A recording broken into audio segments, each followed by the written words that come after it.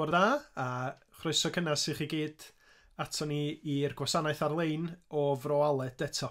Diolch i chi gyd am ymuno hefo fi. Dwi'm yn gwybod sut wsnos da chi wedi cael, ond gobeithio'ch bod chi'n cadw'n iawn. A hyd yn oed os da chi wedi cael wsnos anodd, dwi'n gweddio y cawn ni fendith efo'n gilydd bore yma. Yn moli Duw ac yn rhyfeddu at i ddaioni fo tuag ata ni yn Iesu Grist. Be am i ni felly ddechrau efo'n gilydd bore yma yn darllen y salm ola, salm 150. Mi fydd y geiriau'n dod fyny ar eich sgrin i chi. Mi ddarllenwn ni efo'n gilydd iddo fo fod yn gymhelliad i ni i foli Duw ac yna mi na i weddio. Salm 150. Molwch yr arglwydd, molwch Dduw yn ei gysegr, molwch ef yn ei ffurfafen gadarn. Molwch ef am ei weithredoedd nerthol, molwch ef am ei holl fawredd. Molwch ef a sain utgorn, molwch ef a nabl a thelyn. Molwch ef a thympan a dawns, molwch ef a llinynau a ffibau. Molwch ef a sŵn symbalau, molwch ef a symbalau uchel. Bydde di bopeth byw, foliannu'r arglwydd, molwch yr arglwydd. Dewch i ni weddio. O Dduw ein Tad, da ni yn diolch i ti y bore yma am gyfla o'r newydd i roi clod a mawl i ti. Fel Duw tragwyddol, Tad y Mab a'r Ysbryd Glân, yr un sydd wedi dangos y fath gariad tuag ata ni yn Iesu Grist, yn cymryd agwedd gwas ac yn darostwng ei hun hyd yn oed i farw ar groes mwyn prynu bywyd newydd i'th bobl. Da ni'n diolch am aberth fawr y groes ac am fuddigoliaeth y bedd gwag. A da ni'n gofyn arglwydd Iesu y byddi di yn dod yn fwy ac yn fwy byw i bawb ohona ni bore yma trwy'r Ysbryd Glân. Da ni'n gweddio bendith wrth i ni addoli ac y byddi di'n rhoi gola i ni o'r newydd ar yr hyn mae'r Beibl, y darn fyddwn ni'n ei astudio, yn ei ddeud. Helpa ni felly i wynebu be bynnag fydd yn dod yr wsnos nesaf yma, i bwyso anna ti ac i dyfu i dadnabod di yn well fel arglwydd a gwaredwr. Da ni diolch y bore yma hefyd am Gristnogion, am gorff Crist yr eglwys ar hyd a lled y byd. Ac yn gofyn y byddi di trwy'r Ysbryd Glân yn cynnal dy bobl ar bob cyfandir, ac yn i cynorthwyo nhw i fyw bywyda sydd yn canmol Iesu Grist ac yn dangos dy gariad di wrth iddyn nhw fyw mewn cyfnod anodd hefo'i gilydd fel rhan o'i cymunedau. A da ni'n gweddio arglwydd yn benodol y bore yma am rai da ni'n gwybod amdanyn nhw sydd yn wael, rhai sydd yn gaeth i gartrefi gofal, nifer o deuluoedd sydd mewn profedigaeth. Neu di cysuro nhw a boi di'r newyddion da am Iesu Grist, wneud gwahaniaeth i'r bobl yma wrth i ni fod yn eu cyflwyno nhw i ti y bore yma.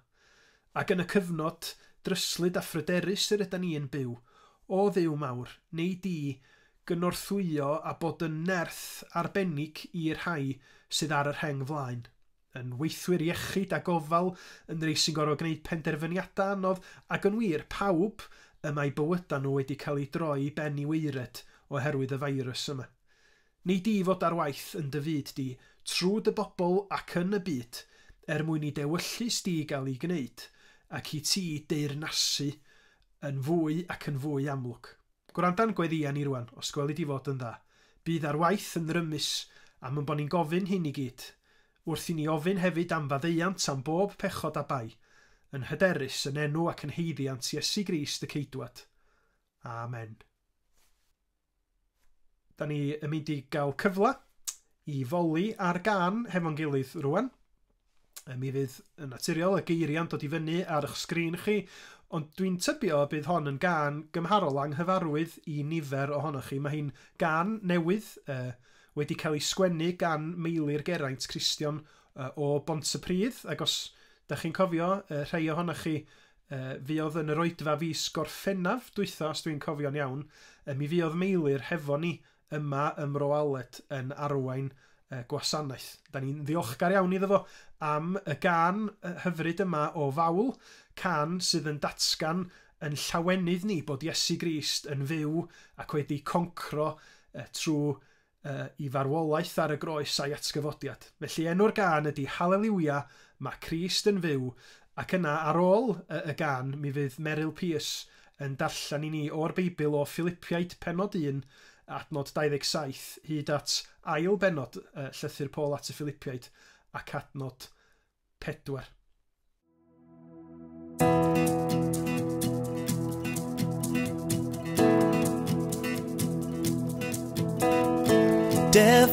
Defrwch, mae 'na reswm i ddathlu.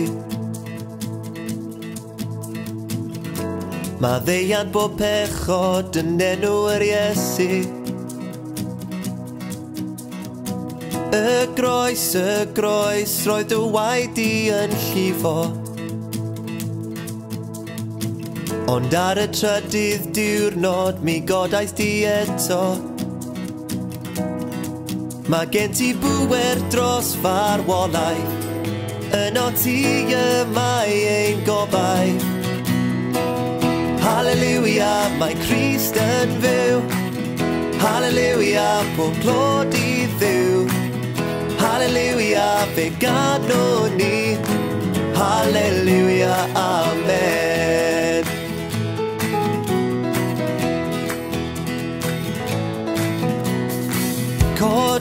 Codwch, mae 'na reswm i sefyll. Mae'r gelyn wedi colli'r ffrwydr, mae Crist wedi ennill. Y beth, lle roedd ei gorffef yn gorwedd. Y garreg wedi rolio i ffwrdd i agor drws tragwyddoldeb.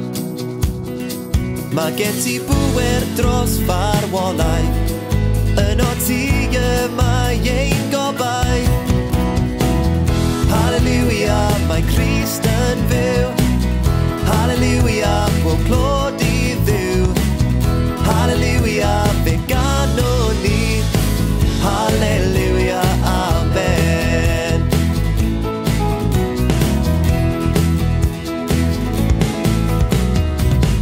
Hallelujah, hallelujah, hallelujah, amen. Hallelujah, hallelujah, hallelujah, amen. Hallelujah, hallelujah, hallelujah, amen. Hallelujah, hallelujah, hallelujah, amen. Hallelujah, mae Crist yn fyw. Hallelujah, pob clod i ddiw. Hallelujah, fe gadwn ni. Hallelujah, amen. Hallelujah, mae Crist yn fyw. Hallelujah, pob clod i ddiw. Hallelujah, fe gadwn ni. Hallelujah, amen. Hallelujah, amen. Hallelujah, amen.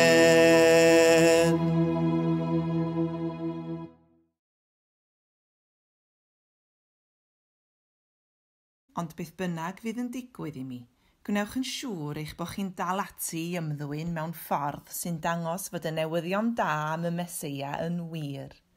Wedyn, os bydda i'n dod i'ch gweld chi'n ebeidio, byddwch chi'n sefyll yn gadarn ac yn brwydro'n galed gyda'ch gilydd dros y newyddion da. Peidiwch bod ag ofn y bobl hynny sy'n eich erbyn chi. Bydd hyn i gyd yn arwydd iddyn nhw y byddan nhw'n cael ei dinistrio, ond y cewch chi eich achub, a hynny gan ddiw. Eich braint chi ydy dim yn unig credu yn y Meseia, ond hefyd cael dioddef drosto. Da chi'n wmnebu yn union yr un frwydr welwch chi fi'n ei hymladd, a dwi'n dal yn ei chanol hi fel da chi'n gweld. Os ydy perthyn i'r Meseia yn anogaeth o unrhyw fath i chi, os ydy ei gariad o unrhyw gysur i chi, os ydy'r ysbryd yn eich clymu chi'n un ac yn eich gwneud yn llawn tosturi ac yn garedig, hynna gnewch fi'n wirioneddol hapus drwy rannu'r un agwedd meddwl Dangos cariad at eich gilydd a bod yn un o ran ysbryd a phwrpas. Peidiwch bod am y gorau i fod yn bwysig nac yn llawn ohonoch chi'ch hunain. Byddwch yn ostynedig a pheidio meddwl eich bod chi'n well na phobl eraill. Meddyliwch am bobl eraill gyntaf, yn lle dim ond meddwl amdanoch chi'ch hunain.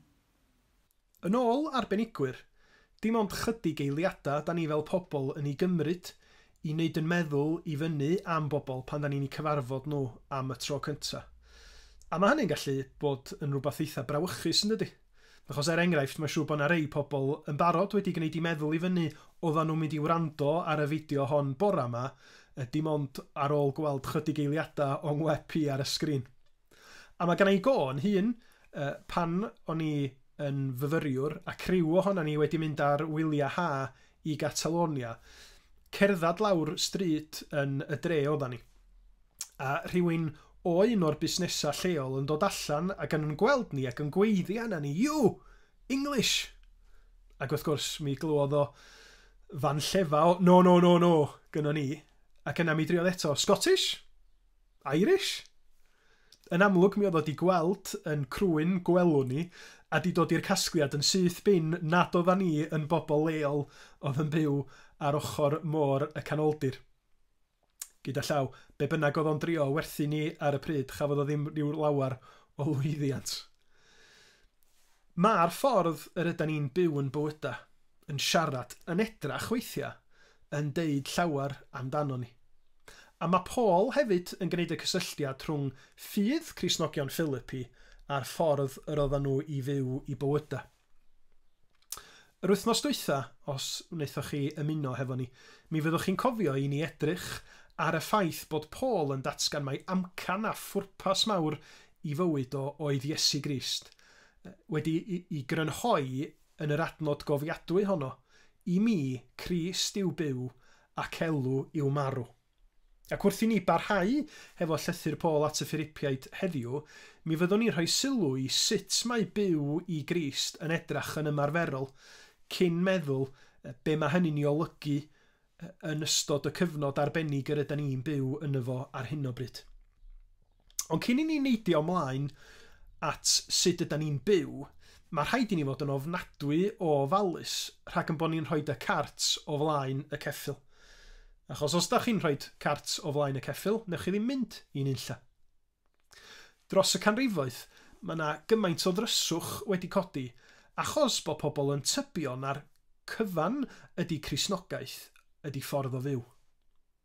Mi fyddai hi'n hawdd felly i rhywun gamddallt a meddwl mae'r cyfan sydd angen i fod yn Gristion ydy ymddwyn fel Cristion. Ond camgymeriad anfarth fydda hynny, fel mae'r Beibl yn ei ddangos i ni yn gyson. Meddyliwch amdano fo, tydi'r ffaith mod i yn gallu gweld defaid bob dydd ddim yn yngwneud i yn ffarmwr. Yr un fath, ac os ydy rhywun yn ymddwyn yn dda ac yn foesol, dydy hynny ddim yn ei gwneud nhw yn Gristion. Yr unig ffordd i rhywun ddod yn Gristion ydy trwy dderbyn rhodd cariadus Duw i'r byd yn Iesu Grist. Ac yn ymarferol, be mae hynny yn ei olygu ydy'n bod ni'n troi cefn ar yn ffordd hunan ganolog ni o fyw, gan ymddiried yn Iesu Grist yn hytrach na ni'n hunin ar hyn yr ydyn ni wedi wneud. Trwy wneud hynny, rhoi'n bywyd i Iesu, mae maddeuant a bywyd newydd yn cael ei roi i'r Cristion fel anrheg arbennig i'r rhai sydd yn heiddi dim.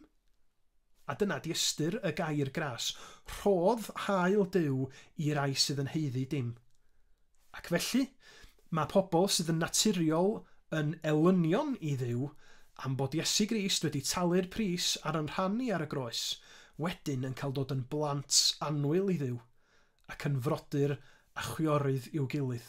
A be sydd angen i wneud ydy gofyn am y rhodd hwnnw trwy droi at Iesu Grist mewn gweddi. Sylwch be mae yr apostol Paul yn ei ddeud mewn llythyr arall o'i eiddo fo, yr adnodau enwog allan o ail benod y llythyr at yr Effesiaid ag adnod 8 i 10. Trwy ras rydych wedi eich achub, trwy ffydd.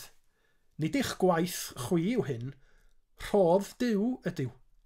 Nid yw'n dibynnu ar weithredoedd, ac felly ni all neb ymffrostio. Oherwydd ei waith ef ydym, wedi ein creu yng Nghrist Iesu i fywyd o weithredoedd da, bywyd y mae Duw wedi ei drefnu ni o'r dechrau. Felly, sut yn union mae Cristion i fyw ar ôl rhoi ffydd yn Iesu Grist a derbyn y bywyd newydd, lle mae Crist yn bopeth a y gweithredoedd da i fod yn dilyn y bywyd newydd yma yn yr ysbryd glân.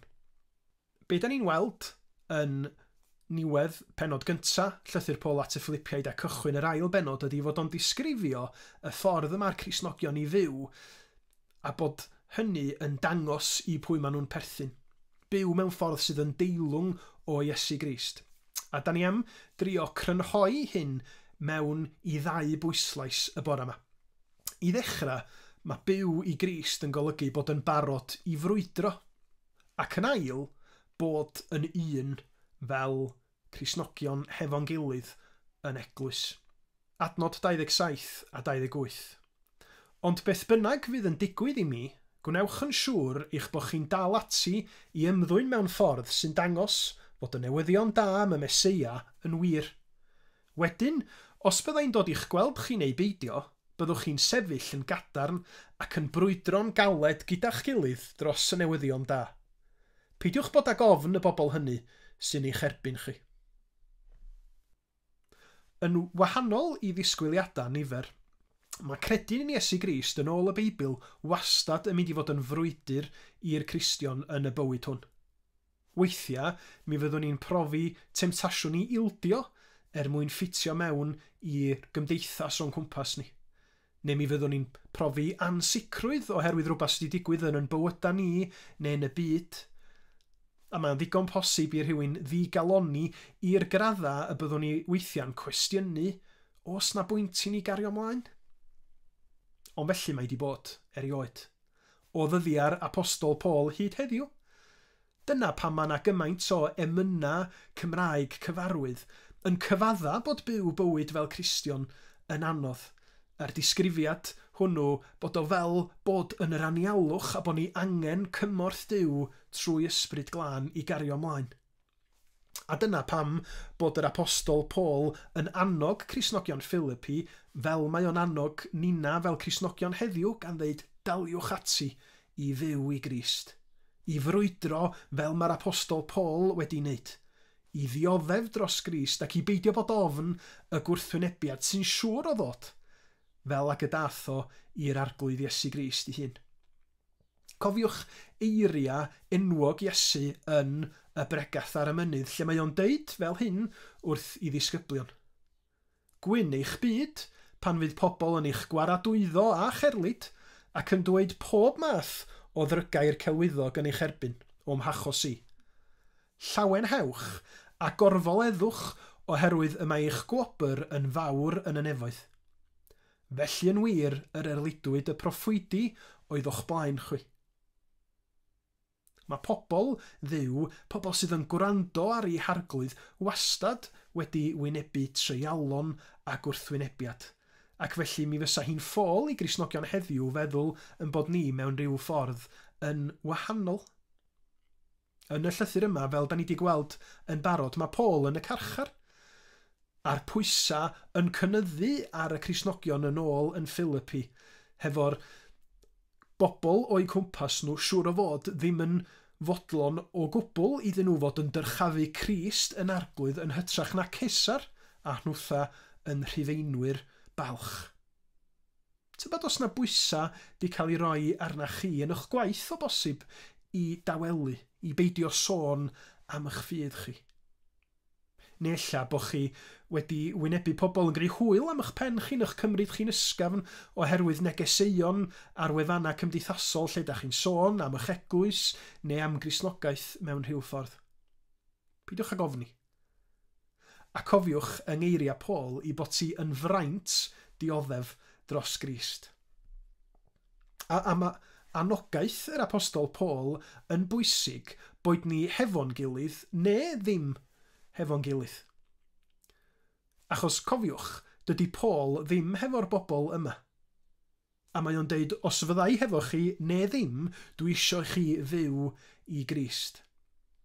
A'r gwir ydy pan da ni ar ben yn hunin, pan da ni di ynysu oddi wrth Gristnogion eraill fel sydd yn wir ar hyn o bryd, mi ydyn ni angen mwy o anogaeth. Oherwydd mae byw yn ffydd ar ben yn hunin yn gallu bod yn anoddach yn dydy. Wrth gwrs. Mae hi'n llawer mwy cyffyrddus bod yn frwd eich cefnogaeth i Gymru yn Stadiwm y Millennium nag ydy hi yn Twickenham. Ond mae hynny'n fwy fyth o reswm felly i ni gofio nad ydy galwad Duw arna ni fyw yn bywydau i Grist yn lleihau dim oherwydd bod yn hymwneud ni a Christnogion eraill wedi newid. Allwn ni ddarllen y Beibl yr un fath. Mi allwn ni weddio fwy fyth rwan, ella os gynnon ni fwy o amser ar ben yn hunin. Mi allwn ni hyd yn oed ofalu am yn gilydd, bod sut mae hynny'n edrych yn wahanol. A mae angen i ni fod yn benderfynol yn bod ni am foli'r arglwydd a thystiolaethu iddo fo be bynnag fydd yn digwydd i ni. Os da chi'n ei chael un arbennig o anodd ar hyn o bryd, plis cysylltwch efo fi, os da chi'n dymuno, ond yn sicr cysylltwch â Gristnogion eraill i ddeud wrthyn nhw, fel yn bod ni'n gallu rhannu a chymell yn gilydd yn yr un frwydr. Didwch wrthyn nhw a gofynnwch iddyn nhw weddio drosta chi. Dyna mae Paul yn ei wneud. Mae o'n annog y Gristnogion trwy ddeud, da ni gyd yn y frwydr yma hefo'n gilydd, a mae'r un da ni'n ei ddilyn, Iesu Grist y gwaredwr yn un y gallwn ni ymddiried yno fo. Mae wedi ennill buddigoliaeth dros i elynion yn barod, a mae'n hachubiaeth dragwyddol ni yn ddiogel oherwydd buddigoliaeth Iesu Grist. Ar ei ben ei hun, gallai cyfarwyddiadau i barhau i frwydro ac i ddioddau mwyn Iesu Grist, wneud Gristnogion yn styfnig, yn ymosodol ac yn anifyr o ynysig. Ond ni dyna ydy'r unig beth mae Paul yn ei ddeud, diolch i'r drefn. Achos yn enwedig yn ei ail benod mae o'n pwysleisio'r angen i Gristnogion fod yn un. Yn un mewn meddwl, mewn amcan, mewn cariad a gofal gostyngedig dros ei gilydd. Mae undod pwrpas yn allweddol ar gyfer bywyd eglwys. Oherwydd heb yr undod pwrpas ar rhannu'r un amcan yna, mae'r hyn sydd yn rhannu Gristnogion yn siŵr o ddod i'r amlwg a chreu problemau a rhwygiadau.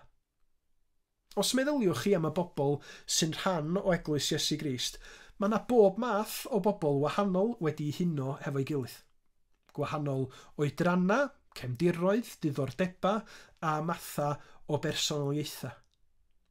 Ond eto, oherwydd gwaith Iesu Grist ar y groes, oherwydd gwaith yr ysbryd glân yn y Gristnogion unigol yna yn eu huno nhw hefo'i gilydd, mae yna undod a chariad arbennig i fod yn bresennol yn eu plith nhw. Sylwch be mae Paul yn ei ddeud ar gychwyn yr ail benod. Os ydy perthyn i'r Meseia yn anogaeth o unrhyw fath i chi, os ydy ei gariad o unrhyw gysur i chi, os ydy'r ysbryd yn eich clymu chi'n un ac yn eich gwneud yn llawn tosturi ac yn garedig, yna gwnewch fi'n wirioneddol hapus drwy rannu'r un agwedd meddwl, dangos cariad at eich gilydd a bod yn un o ran ysbryd a phwrpas. Mae yna harmoni i fod rhwng Gristnogion, pwy bynnag ydyn nhw a lle bynnag maen nhw wedi dod, a hwnnw'n dod trwy waith Duw. Ella bod chi wedi clywed y dywediad Saesneg, there's no I in team. Ond os na ddim fi mewn eglwys chwaith. Mi oedd na raniadau yn yr eglwys yn Philippi, a mi fyddwn ni'n clywed mwy am hynny ym Mhenod 4. Ond yn yr adran yma, mae'r apostol Paul yn gofyn i'r Gristnogion i wneud o'n llawen trwy rannu yr un meddwl, yn eu cariad at ei gilydd a'i dyhead nhw i weld Iesu Grist yn cael ei ganmol wrth iddyn nhw wasanaethu gilydd a rhoid uchelgais hunanol o'r neilltu. I raddau helaeth, Dyna fyddwn ni'n ei wneud mewn unrhyw berthynas ynde, boed hynny'n ffrindiau da neu mewn priodas. Da ni ddim yn rhoi yr hyn da ni yn ei ddymuno gyntaf bob tro, ond mwyn i'r berthynas yna fod yn uniach, mae rhaid i ddwy ochr y berthynas wneud hynny. Achos os gynnwch chi un ochr yn rhoi di dymuniadau nhw o'r neilltu trwy'r amser, a'r llall ddim, mae yna gymryd mantais yn mynd i ddigwydd. A da ni wedi gweld elfen o hynny'n digwydd yn cymdeithas ni drost yr wsnosa dwytha ma'n do. Pawb wedi cael ei cymell i roed yn rhyddid personol ni o'r neilltu i aros yn tai lles pobl eraill. A mae hynny wedi gweithio. Ond, y munud mae yna niferoedd mawr o bobl yn gwrthod gwneud hynny, ac yn dweud, wel dwi'n mynd i wneud be dwi isio rwan, yna mae tensiynau yn codi yn sydyn iawn, ac yn waeth na hynny, mae o'n achosi problemau dirfawr i'r gymdeithas. Felly'n union yn yr eglwys hefyd. A dyna pan bod Paul yn annog Cristnogion i feddwl am bobl eraill ac i fod yn ostyngedig. Mae Paul yn annog gostyngeidrwydd, ac yna yn ymlaen ym mhenod 2 mae o'n mynd i gyfeirio at yr esiampl fawr o ostyngeiddrwydd sef Iesu Grist. Wrth gwrs, doedd gostyngeidrwydd fel ddangosodd Iesu Grist ddim yn cael ei weld fel rhinwedd o fath yn y byd yn y cyfnod ac yn y cyd-destun Groegaidd ac yr oedd Paul yn sgwennu yno fo. Mi oedd o'n cael ei weld fel gwendid a gwaseiddra pathetig bod yn isel yng ngolwg eraill. Ond mae'r Beibl am y Duw, wrth gwrs, yn dyrchafu y gostyngedig, oherwydd i bod nhw'n barod i gydnabod eu hangen a'i gwendid o flaen Duw, ac yn barod i gynorthwyo eraill mewn i fuddod i'r arglwydd. Os da chi'n coginio pryd o fwyd i rhywun yr ydych chi yn ei garu, siawns y byddwch chi yn talu sylw i be maen nhw yn ei fwynhau ac os gynnu nhw unrhyw alergedda. Tasach chi'n coginio bwyd i rhywun da chi'n ei garu a dim ond yn rhoi be da chi yn ei hoffi iddyn nhw, yn fwy na dim byd mi fysa fo'n dangos eich hunanoldeb chi. Be dwi isio sydd yn bwysig. Ond yn fwy na hynny, mae o'n dangos eich diffyg cariad chi hefyd, oherwydd bod chi ddim yn gofalu am y person arall ac os ydyn nhw'n mynd i fynd yn sal yn bwyta be da chi yn ei ddymuno. Ond nid dyna y ffordd mae Iesu Grist wedi ddangos i ni. Mi roedd o y nefoedd o'r neilltu mwyn dod i'r ddeiar fel gwas, a thrw fynd i'r groes i'n hachub ni o gaethiwed pechod. Rhoi buddianna pobl eraill o flaen yn buddianna ni, ond tydi hynny ddim yn golygu yn bod ni fyw bywyda lle da ni ddim yn talu unrhyw sylw i'n buddianna ni, ond yn bod ni'n rhoi pobl eraill a'i lles ysbrydol nhw gynta. Ac wrth gwrs, os ydy pawb yn gwneud hynny, yna mi fydd yna harmoni a chariad hyfryd yn cael ei ddangos trwy fywyd yr eglwys mewn byd sydd yn gallu bod yn boenus o unigolyddol yn aml. Yn y pen draw, mae byw i Grist yn golygu byw hefo Iesu Grist yn arglwydd ar yn bywyda fel cymuned mewn ffordd lle da ni'n dangos i gariad o tuag at eraill trwy air a gweithred. Dyna amcan Duw i'w bobl, a dyna'r ffordd a ddangoswyd i ni gan Grist ei hun. Cofiwch be ddwedodd Iesu Grist y noson honno pan oedd o'n golchi traed ei ddisgyblion o Ioan 13. Yr ydych chwi'n fy ngalw i yn athro ac yn arglwydd, a hynny'n gwbl briodol oherwydd dyna wy fi. Os wy fi felly a minnau'n arglwydd ac yn athro wedi golchi eich traed chwi, feddwl eich chwythau hefyd olchi traed i'ch gilydd. Wrth i ni orffan, be am i ni feddwl am chydig o gwestiynau o ran sut mae be da ni wedi glywed heddiw yn berthnasol i'n bywyda ni. Cwestiwn cynta, be ydy'r pethau penodol yma angen i ni frwydro yn ei herbyn yn bywyda ni ar hyn o bryd trwy nerth yr ysbryd glân? Ac yn ail, sut allwn ni roi'r flaenoriaeth i'r hyn sydd ora i eraill yn hytrach na ni'n hunin yn y cyfyngiadau yma yr ydyn ni yn ei wynebu? Wel, diolch yn fawr iawn i chi am ymuno hefo ni eto yn y gwasanaeth, a chofiwch bod yna groeso cynnas i chi i gysylltu. Mae'n manylion cyfeiriad e-bost i i'w gael ar wefan eglwysibroaled.com. Os gynnwch chi unrhyw sylwad neu unrhyw gwestiwn, mi fyswn ni'n falch iawn o dderbyn unrhyw neges. Da ni am orffan y bore yma yn gwrando neu'n cydgannu ar un o emyna eraill Williams Pantycelyn. Rhif 262 o lyfr Caneuon Ffydd. Ac ei ddiolch i Mair am drefnu bod y recordiadau yma o gynulleidfaoedd Bro Aled yn canu yn gallu cael ei rhoid yn y gwasanaethau yma. Mae'r emyn yn cychwyn fel hyn: mewn anialwch rwyf yn trigo, temtasiynau ar bob llaw.